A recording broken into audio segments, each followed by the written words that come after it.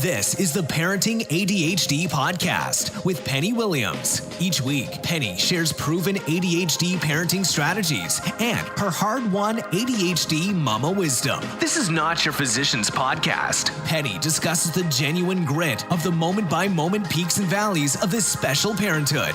It's time to beat the chaos and challenges of raising a child with ADHD.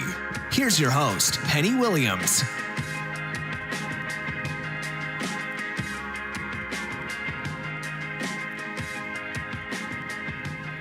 Welcome back to the Parenting ADHD Podcast. I'm so glad to have you back here. Today we're going to talk about just kind of the basics of ADHD and how that really differs from what you're told by your doctor, your diagnosing doctor, your medication prescribing doctor, whoever it may be that you're working with. Sometimes even the therapists don't tell us all of these different aspects of ADHD, and they're really so important in how we parent our kids and parenting them with great effectiveness. So I want to start jumping right in and talk about kind of the basics of ADHD. This is what we all know ADHD to be. It's inattention, it's impulsivity, it can be hyperactivity. ADHD is now diagnosed as 3 types. You have primarily inattentive, primarily impulsive, hyperactive, and then combination. The kids who get all of those things, like my son. And that's what we all kind of know of ADHD. We know that our kids struggle with paying attention in a lot of areas, but not in every area, right? If they're really interested in something, they can certainly attend to it for a long period of time. So inattention is really coming into play at times when they don't have interest or stimulation. And we'll talk a little bit about that as well. Impulsivity, of course, is taking action really before you think and plan about what might happen, about consequences and outcomes. Impulsivity can really happen all day, every day for kids with ADHD who struggle with that symptom. And then, of course, hyperactivity. We all know that hyperactivity looks like bouncing off the walls, very fast, kids who seem like they're kind of run by a motor and it never stops. That is a good indication of hyperactivity. And so this is what our doctors have told us about, right? Or this is what the basic books on ADHD tell us about. But the thing is, and what I learned over the years on my own by being obsessed with ADHD and reading a lot and researching a lot and interacting with other people, I learned that there's several other pieces, elements to ADHD that are super important for us as parents. And they are things that normally we have to kind of dig up and learn on our own. But I'm going to share with you today about 8 different elements of ADHD in addition to those 3 basic symptoms that we know from diagnosis and from the Diagnostic and Statistical Manual. The DSM is what it's usually called. DSM-5 is our current manual. And that's where we get those 3 basic symptoms and what they look like as part of that diagnostic criteria.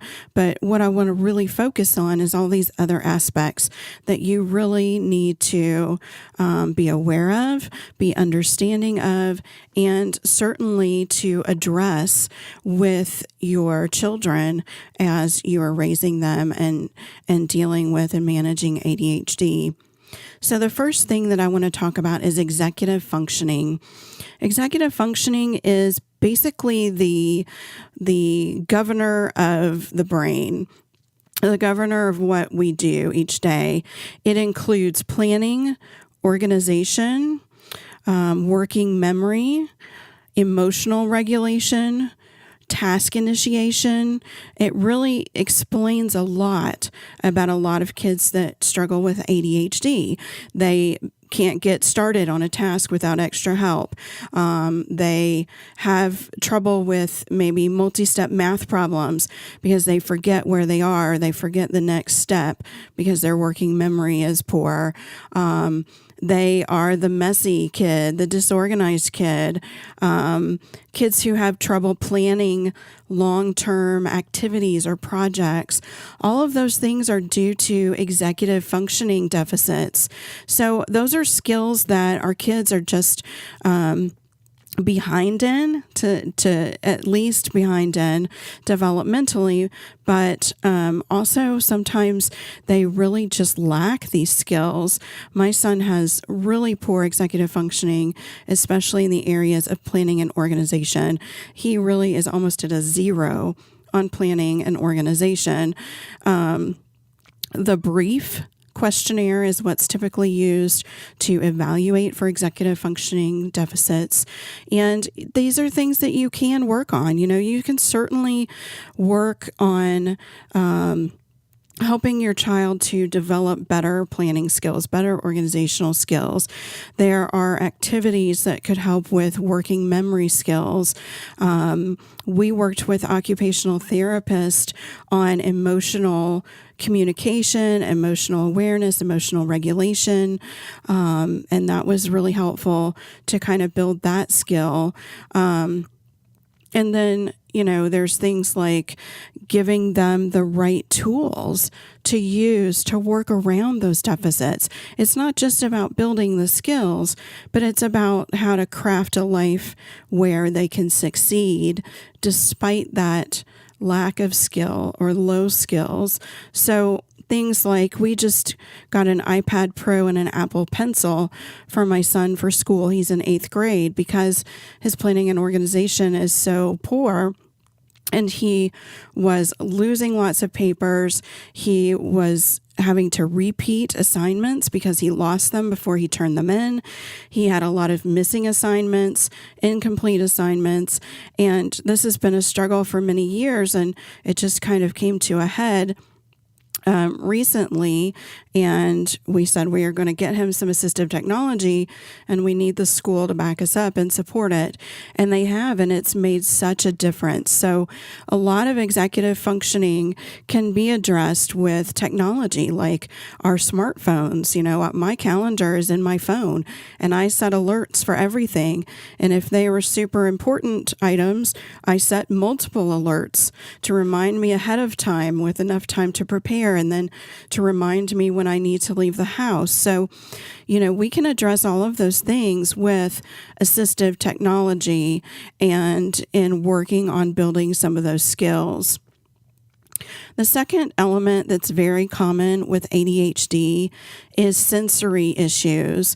Could be sensory processing disorder, which is also referred to as sensory integration disorder sometimes, or SPD or SID. And what I see is that most kids with ADHD have some sort of sensory issue. They could be sensory seekers, which we often see in kids with hyperactivity. A sensory seeker is crashing into things all the time, maybe throws themselves down on the floor, bumps into the wall, and they're seeking that sensory input that they're lacking. A big one for hyperactivity is proprioceptive input, and that is your sense of where you are in space, kind of your sense of feeling grounded.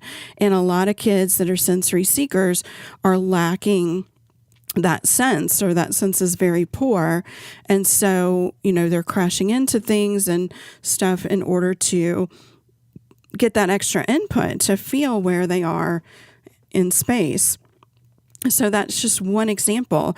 You could also have sensory avoiders, and sensory avoiders are very sensitive. Those are the kids that we often refer to as being overly sensitive or hypersensitive.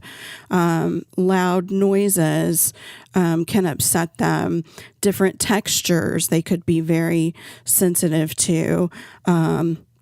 bright lights, chaos around them, a busy grocery store or something that's in disarray, clutter can affect sensory avoiders. And in that instance, again, occupational therapists are great for working on sensory issues, both sensory seekers and sensory avoiders. There are lots of different activities that they will do with your child to help them work on those issues. And kids can certainly have both aspects of sensory processing issues. So like my son has proprioceptive input is really poor. He's hyperactive. He crashes into things. He's not as hyperactive as he was when he was younger, but he still kind of bumps into walls and he runs real quickly and kind of, crashes into the sofa when he comes to talk to me, things like that. But he's also very sensitive to sound and loud noises and overwhelming and chaotic environments. So kids can certainly have a little of both or be primarily sensitive or primarily a sensory seeker. But these are things that really help you understand some of your child's behaviors. I remember when my son was 7, I think, and the occupational therapist took me to the back on his second or third visit after he was done and, did her regular check-in with me. And she said, I want to share with you about proprioceptive input. And of course, I'd never heard of it. We think of our senses as smell, taste, touch, hearing, right? Seeing, visual sense.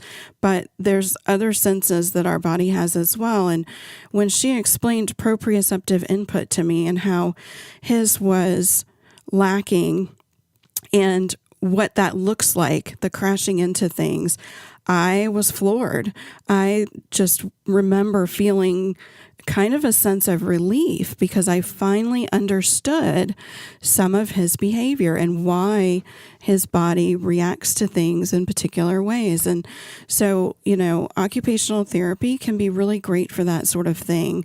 And I always recommend it to families of kids with ADHD, if they have any sort of self-awareness or self-regulation or emotional communication issues or sensory issues. They are super helpful for all of those things, and they are a great person to add to your team of people that support you and your child with ADHD. The third element of ADHD that people don't often let us know about or talk about are lagging skills. This is something I first learned from Ross Greene's book, The Explosive Child. And it might be likely that I recommend that book in just about every podcast. It really opened up our eyes, really opened our understanding of our son and, again, why he had particular behaviors. And what Greene talks about a lot in the book is that kids with behavioral and developmental disorders have lagging skills. And we talked a little bit about that in executive functioning. Those executive functioning skills can be part of the lagging skills. Then there's also things like frustration tolerance, handling anger, having the right appropriate emotional reactions to things. Those lagging skills can explain a lot. Problem solving is another one that can be really big for our kids, as well as something called time blindness. So when they don't have a good sense of time, they don't have a real understanding almost of time. They think that a particular activity that would take 5 minutes might feel to them like it takes hours. And so that's a lagging skill that can certainly create some behavior issues. For example, one of my son's chores is to empty the dishwasher. His sister loads it, he empties it. That's part of their household work in our family. And so he was always resisting and complaining about emptying the dishwasher and putting those dishes away. And I said to him many times, if you just do this, it takes like 5 minutes. It's really not a time-consuming chore. You're getting the easy side of that process with the dishes. And he still didn't understand it. He still resisted. So finally, one day, when I really was at my wit's end with all of the complaining and resisting, I said to him, you know what? I'm going to challenge you. We are going to set a timer for 5 minutes, and I want you to do your best to put away as much as you can in 5 minutes. And if there's anything left after 5 minutes, Mama's going to put it away for you. I'm going to take care of it. So I'm promising him in that moment that he only had to do the dishwasher for 5 minutes. Well, guess what happened? At 4 minutes and 47 seconds, he was done with the dishwasher, and he was amazed, you guys. He was amazed that he actually got it done in less than 5 minutes, because to him, because it was an activity that he didn't enjoy and didn't want to do, it felt like an eternity. It felt like it took forever and ate up his evening, you know? So that's something that I would encourage you to watch out for and to work on. You know, that was a great strategy for me to be able to show him how much time things really take. And then that improved behavior, that improved his response to having to do his chore, being asked to do his chore. So, you know, all of those things, just that understanding of what skills they're lagging. And that's your explanation behind behavior. It's really empowering for parents to have that information. And again, I highly recommend that you read Ross Greene's book, The Explosive Child. And it's not just for families who have kids that are explosive. My son is not. And like I said, that was really a game changer for us. The fourth element of ADHD that we're going to talk about today that people don't often talk about or tell you that you need to watch for is self-esteem and self-confidence. Kids with ADHD innately have poor confidence and self-esteem for the most part. They are in school all day, most of them, and the traditional school environment is so built against our kids. You know, this is not an environment where they can innately succeed. And so they're constantly getting these messages throughout the day that they're not good enough, that they're not as capable as other kids that seem to be just like them. And so as parents, we really, really have to focus on self-esteem and self-confidence and building that. And that's part of positive parenting. You know, I want you to try to focus more of your day, a bigger percentage of each day, on strengths, interests, talents, and passions, more than on ADHD and weaknesses. That is how you're going to build self-esteem and self-confidence for your children. And these kids really, really need that extra focus in that area. Jackie Flynn is going to be on a future show talking about building self-esteem and self-confidence in kids with ADHD. She is a licensed therapist. She's wonderful, and she has some great insights on that. So I look forward to that future episode in the coming weeks. The fifth element of ADHD that I want to share with you today is shame. And this is a big issue for folks with ADHD. And this is something that I did not really know to focus on or think about very much until I started researching for my third book, Insider's Guide to ADHD. And I was surveying and interviewing these adults who grew up with ADHD. And over again, a theme of shame kept coming up in their stories. And it made me realize that, you know, when you feel like you're broken, you feel like you're so incapable of being like your peers, you feel ashamed. You feel like there's something wrong with you. And that is just kind of a message that is natural for our kids to absorb, and we have to be their counterbalance. We have to not be shameful about their ADHD. Don't tell them to hide it. Don't hide it from their teachers and their coaches. Talking about it openly helps your child, and it helps them realize that it's nothing to be ashamed of. They just have a different brain. They have a different way of doing things, and they have a different set of weaknesses. But we all have weaknesses. Every single one of us has things that are not our strongest areas.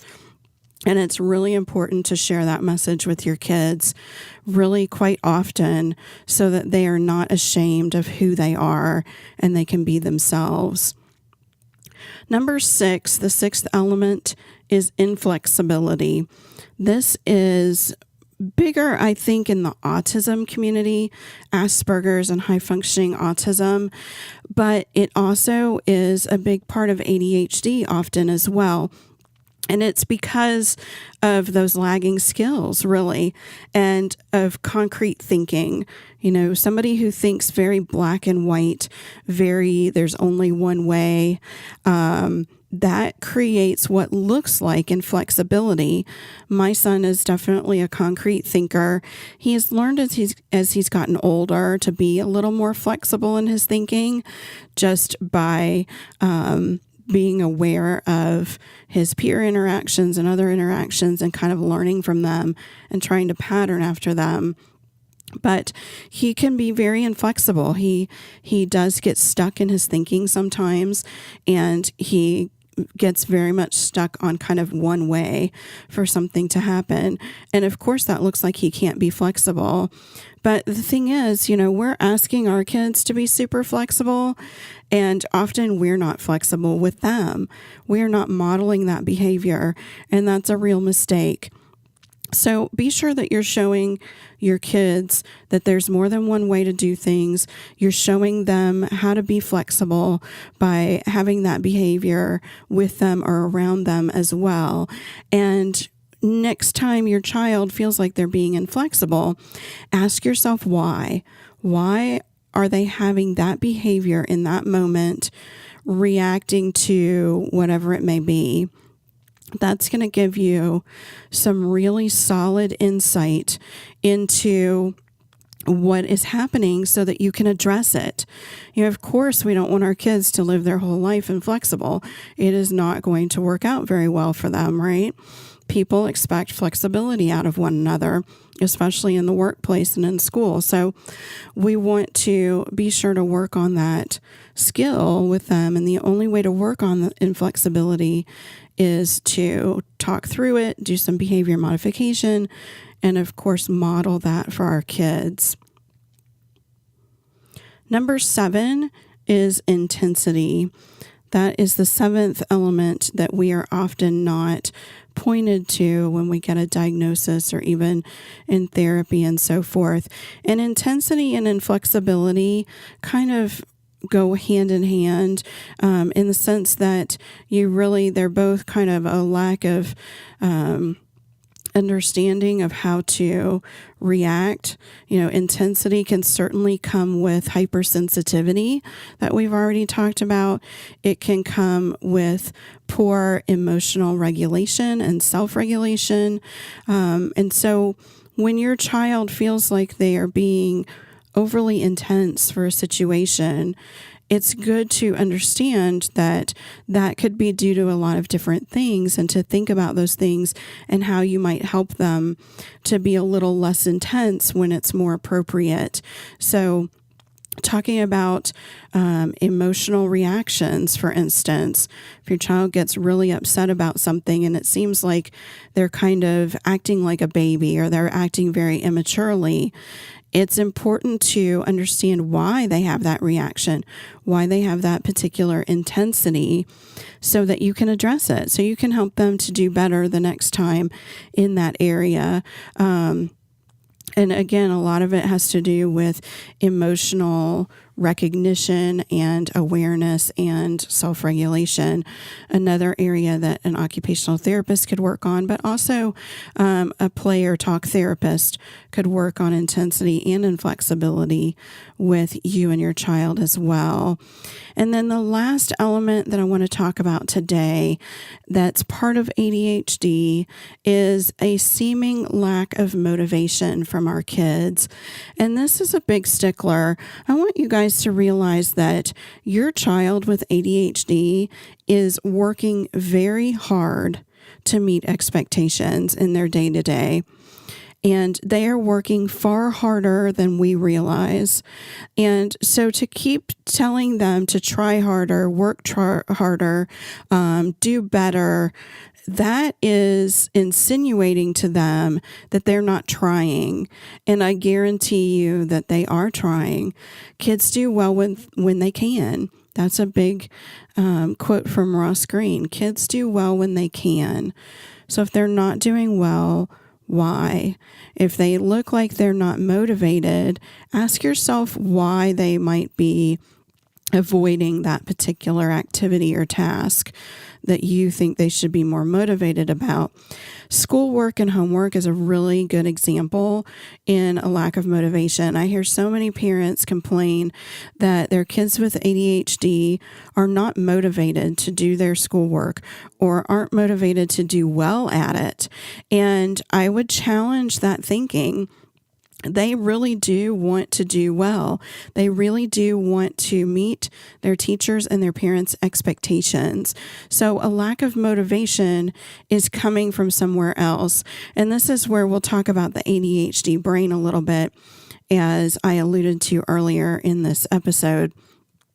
The ADHD brain is motivated by interest and urgency.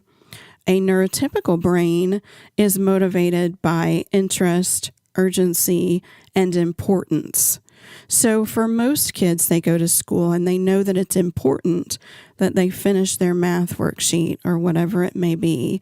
And so they do it because it's important. The ADHD brain does not have that same motivating factor. So you need to look for ways to make it interesting.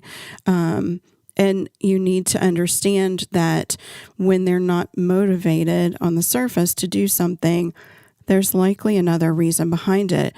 Again, with the example of schoolwork, a learning disability could definitely look like a lack of motivation on the surface.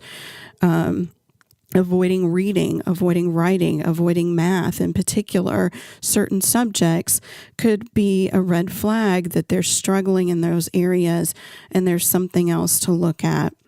So those are the different features, different elements of ADHD that I have learned over the years are really important to focus on and to understand so that we can understand our kids better. If we're not understanding them, their behaviors, their motivations, their interests and talents, then we cannot do our best for them and they will continue to struggle. So I hope that this has been really informative for you, a little bit of an eye-opener. And, do some more research on these things. There are more articles here on the website at parentingadhdandautism.com. Attitude Magazine and attitudemag.com is another really great resource of a lot of articles on these specific elements of ADHD and addressing them and managing them. So, of course, as parents, we have to put in the work. And I think the first step of that in helping our kids with ADHD and high functioning autism succeed is to really understand them. I will see you again soon. Thanks for listening to the Parenting ADHD Podcast with Penny Williams. If you like what you just heard, be sure to subscribe on iTunes or Stitcher.